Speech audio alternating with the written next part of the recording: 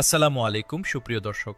আজকের এই বিশেষ প্রতিবেদনে আমরা বাংলাদেশের পেনশন ব্যবস্থার একটি অত্যন্ত গুরুত্বপূর্ণ ও দূরদর্শী দিক নিয়ে আলোচনা করব। আজ আমরা পেছনে তাকাবো না, সামনে তাকাবো।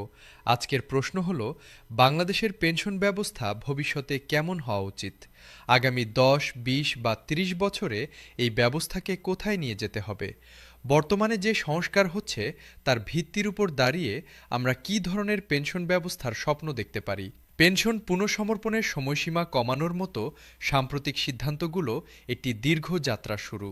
সেই যাত্রার গন্তব্যটা কেমন হওয়া উচিত সেটাই আজ আমরা বিস্তারিতভাবে আলোচনা করব।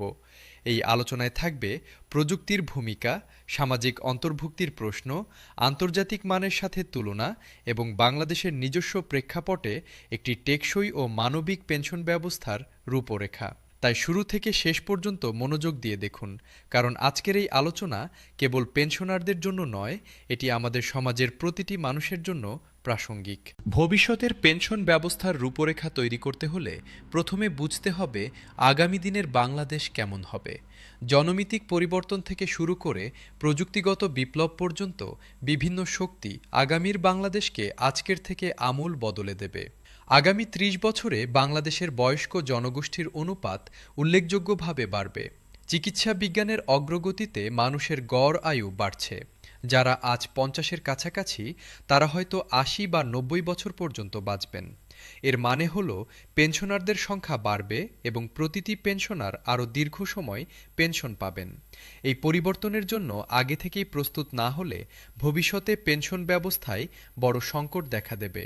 একই সাথে বাংলাদেশ দ্রুত একটি মধ্যম আয়ের দেশে পরিণত হচ্ছে। মানুষের প্রত্যাশার মান বাড়ছে। একজন পেনশনার এখন শুধু বেঁচে থাকতে চান না, তিনি মর্যাদার সাথে বাঁচতে চান। এই উচ্চতর প্রত্যাশা পূরণ করতে হলে পেনশন ব্যবস্থাকেও উচ্চতর মানে নিয়ে যেতে হবে। ভবিষ্যতের পেনশন ব্যবস্থা হতে হবে এমন যা একজন পেনশনারকে শুধু বেঁচে থাকার সুযোগ নয়, একটি পরিপূর্ণ ও সম্মানজনক জীবনযাপনের নিশ্চয়তা দেবে। ঢাকা বিশ্ববিদ্যালয়ের সামাজিক বিজ্ঞান অনুষদের একজন অধ্যাপক বললেন, আমাদের পেনশন ব্যবস্থাকে ভবিষ্যৎমুখী করতে হলে এখনই বড় পরিবর্তনের পরিকল্পনা করতে হবে। আগামী ৩০ বছরে বাংলাদেশের চিত্র আমূল বদলে যাবে। বয়স্ক মানুষের সংখ্যা বাড়বে, প্রযুক্তির ব্যবহার বাড়বে, মানুষের প্রত্যাশা বাড়বে।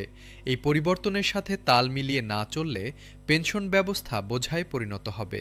তাই এখনই দীর্ঘমেয়াদী পরিকল্পনা করা অত্যন্ত জরুরি। ভবিষ্যতের পেনশন ব্যবস্থার প্রথম ও সবচেয়ে গুরুত্বপূর্ণ রূপরেখা হল সর্বজনীন পেনশনের দিকে অগ্রযাত্রা। বর্তমানে বাংলাদেশে শুধু সরকারি কর্মচারীরা পেনশন পান। বেসরকারি খাতের কোটি কোটি কর্মচারী, কৃষক,